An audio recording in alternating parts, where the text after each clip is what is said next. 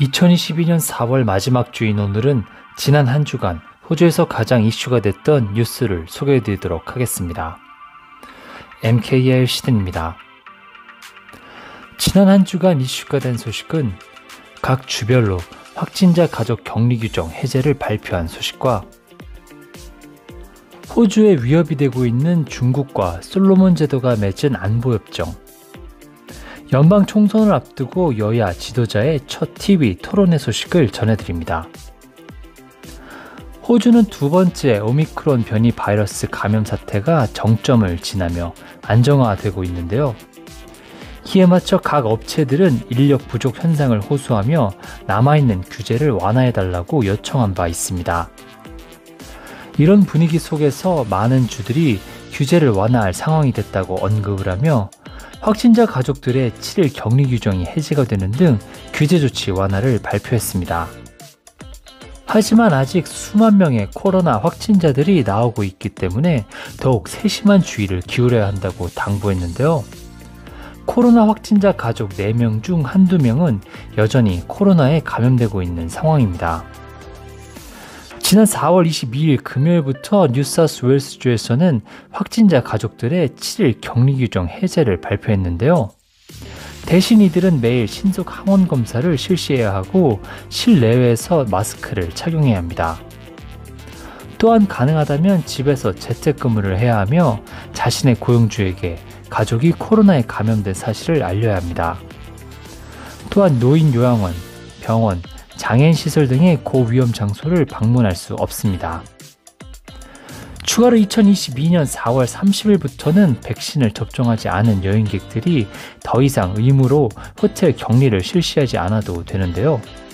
대신에 도착 후 24시간 이내에 신속 항원 검사를 실시해야 합니다. 빅토리아주도 4월 22일부터 확진자 가족들의 7일 격리 규정 해제를 발표했는데요. 실내에서는 마스크를 써야 하며 민감한 장소의 출입은 제한이 됩니다. 또한 일주일 동안 최소 5번 신속 항원 검사를 실시해야 하며 여전히 권장되기는 하지만 증상이 없는 경우 PCR 검사를 하지 않아도 됩니다. 또한 백신 접종을 하지 않은 여행객들은 더 이상 호텔 격리시설에 머무를 필요가 없습니다. 추가로 빅토리아주 주민들은 식당, 가게, 행사장 등에 들어갈 때 백신 접종 상태를 보여주지 않아도 되며 QR코드 체크인을 하지 않아도 됩니다. 초등학교, 얼리 차일드후드 센터, 식음료 사업품 소매에서 의무적인 마스크 착용이 해제가 되지만 여전히 공항, 대중교통, 노인 요양원 등에서는 계속 마스크를 착용해야 합니다. 이런 가운데 ACT 정부는 4월 27일부터, 퀸즐랜드주는 4월 28일부터, SA주는 4월 30일부터 증상이 없는 확진자 가족들이 더 이상 격리를 실시하지 않아도 된다고 발표했습니다. 한편 뉴사우스웨일스주는 이번 주부터 코로나 감염에 대한 1일 통계 자료 발표를 중단하는데요. 이는 코비드 팬데믹 이전의 일상생활로 돌아가는 또 다른 신호로 볼 수 있습니다. 한편 세계보건기구 WHO는 이번 위험성이 높은 코로나 환자를 위한 화이자의 경구치료제 팍스로비드를 강력 지지한다고 밝혔는데요. 이 약을 고위험 환자를 위한 최고의 치료적 선택으로 여기고 있습니다. 이에 호주 정부는 5월 1일부터 팍스로비드를 의약품 보조금제도 PBS 목록에 포함한다고 발표함에 따라 팍스로비드를 구입할 때 보조금이 지급되어 저렴하게 해당 약을 구할 수 있게 됐습니다. 중국이 솔로몬 제도와 안보 협정을 정식으로 서명한 후 호주를 비롯하여 뉴질랜드, 미국, 일본 등은 중국이 남태평양에 거점을 마련할 수 있다는 점 때문에 솔로몬 제도에 우려의 뜻을 전하고 있습니다. 그동안 안보협정 반대 요구가 빗발쳤음에도 불구하고 솔로몬 제도는 중국과 안보협정 타결 소식을 전했는데요. 이후 야당인 노동당은 호주 정부가 솔로몬 제도와의 관계를 등한시했다며 비판의 소리를 내고 있습니다.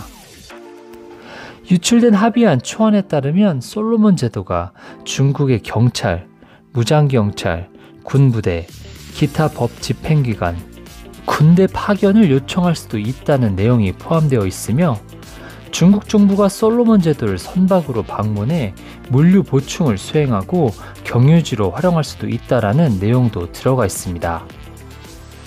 이에 연방 국방부 장관은 호주 해안에서 2000km도 안 떨어진 솔로몬 제도에 중국 군사기지가 설치될 수도 있다는 점을 우려하고 있다고 밝혔는데요.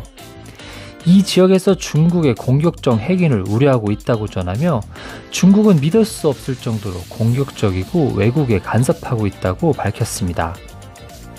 한편 노동당은 지난 9년 동안 자유연립 정권 아래 호주와 솔로몬 제도의 관계가 엄청나게 손상이 됐다고 공세를 펼치며 더 이상 호주가 솔로몬 제도의 첫 번째 파트너가 아니며 이 지역에서 호주 위치가 손상이 됐다며 목소리를 높이고 있습니다. 이런 우려들 가운데 솔로몬 제도 총리는 호주 정부에게 솔로몬 제도는 중국의 군사기지 설립을 허용할 의사가 전혀 없다고 장담하고 있습니다. 지난 4월 20일에는 5월 21일에 실시되는 연방 총선을 앞두고 자유연립의 스콧 모리슨 총리와 노동당 당수인 앤소니 알바니지가 첫 TV 토론회를 펼쳤는데요. 앞으로 두 차례의 토론이 더 펼쳐질 예정입니다. 이번 토론회는 무작위로 선정된 부동층 유권자 청중 100명과 여야 지도자 간의 사전 준비 없는 즉흥 질의응답 순서로 진행이 됐습니다. 이번 토론회에서는 중국과 솔로몬 제도 안보 협약 체결 대응 방안이 뜨거운 쟁점으로 다루어진 가운데 두 후보는 난민 정책을 둘러싸고 가장 뜨거운 공방전을 펼쳤습니다. 이외 독립 반부패위원회 ICAC 설립 이슈나 노인요양원, 재난지원금 정책 등도 쟁점으로 다뤄졌습니다. 한편 이날 토론회에 대한 즉석 평가에서 참석 청중 100명 가운데 40명은 알바니지 당수에게 그리고 35명은 모리슨 총리에게 긍정적인 평가를 내렸으며 나머지 25명은 평가를 보류했습니다. 한편 연방 총선 유권자 등록이 마감이 되었는데요. 총 1,700만 명 이상이 투표를 할 것으로 파악이 되고 있습니다.